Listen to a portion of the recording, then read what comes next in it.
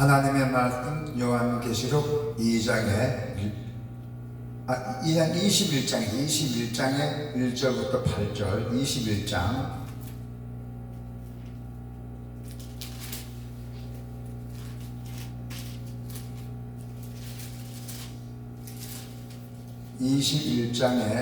1절부터 8절입니다.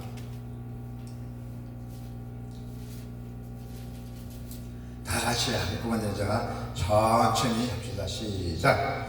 또 내가 새 하늘과 새 땅을 보니 처음 하늘과 처음 땅이 없어졌고 바다도 다시 있지 않더라.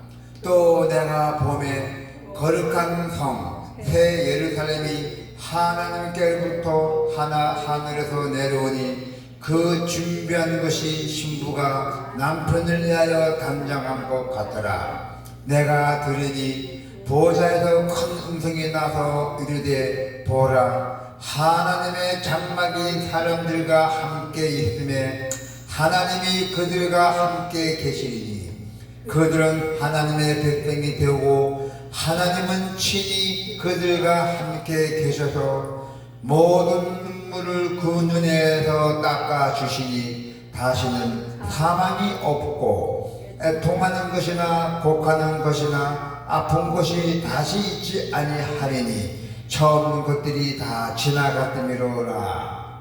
보좌에 앉으신 이가 이르시되 보라, 내가 만물을 새롭게 하노라 하시고 또 이르시되 이 말은 신실하고 참되니 기록하라 하시고 또 내게 말씀하시되 이르었도다. 나는 알파요 오메가요 처음과 마지막이라. 내가 생명수 샘물을 목마른 자에게 값없이 주리니 이기는 자는 이것들을 상속으로 받으리라.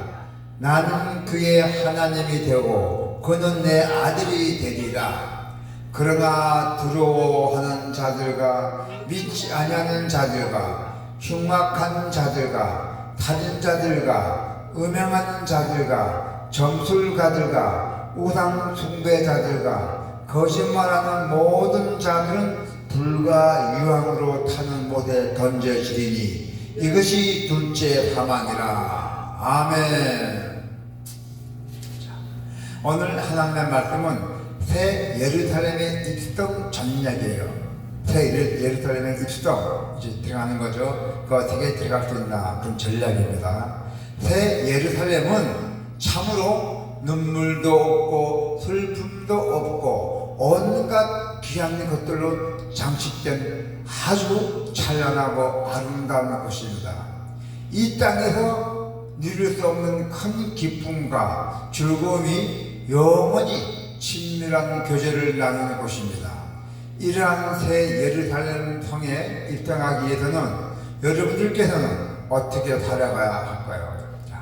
요한이 새 하늘과 새 땅을 보는데 처음 하늘과 처음 땅이 없어졌고 바다도 다시 있지 않았다고 했어요. 오늘 1절에 보니까.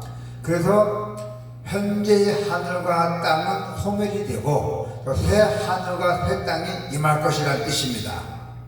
이 세상은 영원하지 않다는 거예요.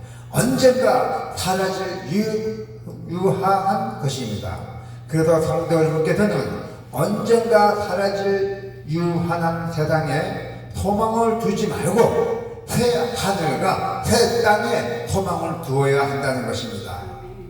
그곳에 누릴 영원한 삶을 준비하며 현재를 살아야 하고 장차 불타버릴 이 땅에 미련을 두어서는 안 된다는 것입니다. 그래서 요한은 거룩한 성, 새 예루살렘이 하나님께로부터 하늘에서 내려오는 것을 보았다 했어요. 2절이죠. 자, 2절을 다시 한번 볼까요? 또 내가 봄에 거룩한 성, 새 예루살렘에 하나님께로부터 하늘에서 내려오니 그 준비한 것이 신부가 남편이하여 단장한 것 같더라. 아주 정중하게 마중 나왔던 거죠. 네. 자, 그래서 새 예루살렘은 구원받은 성도들이 공동체예요. 즉 교회를 가리킵니다. 교회. 새 예루살렘은 하나님의 구원 계획이 완성됨을 보여주고 있죠. 그래서 이 땅에는 아직도 자신들의 그 새 예루살렘을 건설하려는 어리석은 사람들이 많습니다. 새 예루살렘은 주님의 주권에 의해 세워지고 건설이 된다는 것입니다. 그래서 성도 여러분께서는 이 사실을 깨닫고 겸손하게 하나님께 나아가야 합니다. 또 새 예루살렘을 위해 허락하신 구원의 길을 우리가 꽉 붙잡아야 합니다. 자, 3절에 보니까 여호와는 보좌에서 큰 음성이 나는 것을 들었다고 했어요. 3절에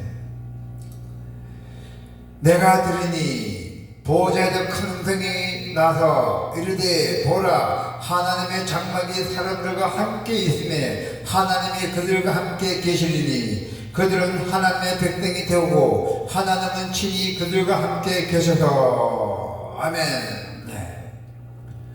그래서 요한은 보좌에서 큰 음성이 나는 것을 들었고 하나님의 통치를 상징하는 그 보좌에서 울려 퍼진 음성이었어요. 이 음성은 요한뿐만 아니라 이 땅을 살아가는 교회의 공동체의 성도들에게도 축복의 말씀입니다. 할렐루야. 그래서 요한은 당시에 초대교회 성도들에게 이 말씀이 큰 위로의 음성으로 들렸다고 말합니다. 고난의 현실 가운데 살아가는 상황이었기에 하나님이 그들과 함께 계시다는 말씀은 큰 힘이 되었을 것입니다. 고난 중에 말씀에 더 귀를 기울여야 하는 이유가 있습니다. 요한은 보라 내가 만물을 새롭게 하노라는 말씀을 들었다 했어요. 또 5절에 보니까 자 5절에 한번 볼까요? 보좌에 앉으신 이가 이르시되 보라 내가 만물을 새롭게 하노라 하시고 이르시되 이 말은 신실하고 참되니 기록하라 하시고 보라 내가 만물을 새롭게 하노라 만물을 새롭게 하노라. 하나님은 새 하늘과 새 땅에 대해 다시 한번 확증해 주셨어요. 하나님의 모든 말씀은 반드시 그대로 성취됩니다. 할렐루야. 따라서 성도 여러분께서는 새 하늘과 새 땅에 대한 그 주님의 약속이 반드시 성취될 것을 믿어야 합니다. 그래서 하나님 안에서 이미 이루어진 새 하늘과 새 땅을 믿음으로 바라보며 기뻐해야 한다는 것이에요. 비록 이 땅의 삶이 공고하고 힘들지라도 날마다 기뻐하며 살아가야 한댔어요. 할렐루야. 이기는 자는 이것을 유업으로 얻고 이기는 자는 이것을 유업으로 얻고 하나님의 아들이 된다는 말씀이 선포됐잖아요.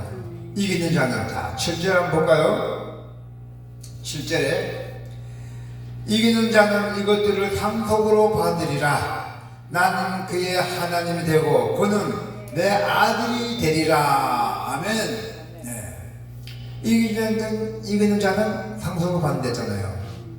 그 하나님의 아들이 된다는 말씀이 선포됐잖아요. 자, 영적 전쟁에서 이기는 사람은 하나님의 아들이 되어 하나님이 나를 유업으로 상속받습니다. 아멘.